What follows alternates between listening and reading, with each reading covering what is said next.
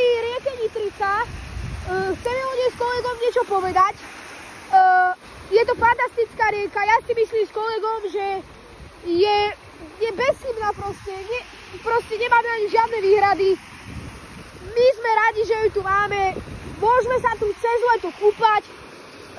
Voda je priam dobrá, není príliš ani teplá, ani studená. Je tak studenšia trošku, ale není zasa veľa studená.